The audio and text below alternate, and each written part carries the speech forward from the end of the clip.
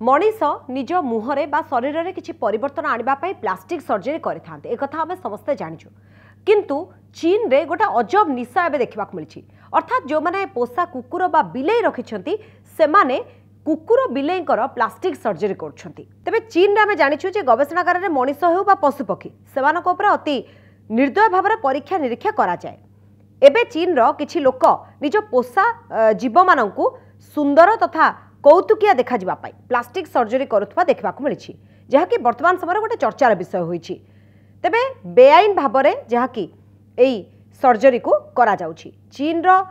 लोक माने जो माने कि पोषा बिले और कुकुर कान को लोकप्रिय कार्टून मिकी माउस रो कान भली करबाकू से गोटे अजब निशा घारिछि सेथिपाई सेमाने निज पोषा जीवन को एभली लुक देबाकू प्लास्टिक सर्जरी करुछंती आउ जदि यार खर्च आपण जानिबे ताहले भारतीय मुद्रा अनुसार एभली सर्जरी पाई 3300 टंका खर्च होइथाय तेबे एनेस्थेसिया दिया जाए आउ तापरे पशु मानकर कान को गोल करा जाए आउ एथि सहित सेमानक लांज को अधा किंबा संपूर्ण भाव में हटई दिया जाउछि खाली सेतिक नुहे सेमानक लोम जो रहिछि ताकू नेकी मध्ये विभिन्न परिवर्तन करा जाउछि जदिओ ये ट्रेंड को बंद करने को पशु विशेषज्ञ मैंने दाबी करछंती कारण एहा द्वारा पशु माने उभय मानसिक और शारीरिक स्तर में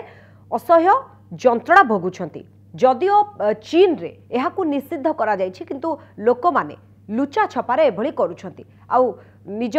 पोषा कुकुर बा बिले को मिकी माउस आकार देबाकू जायकि एभली सर्जरी को आपणाउछंती आउ एहा धीरे धीरे चीन रे मध्ये बेस लोकप्रिय होउछि अनेक निजर पोषा जीवजंतु उपरे एभली एक्सपेरिमेंट करथवा देखबाकू मिलिछि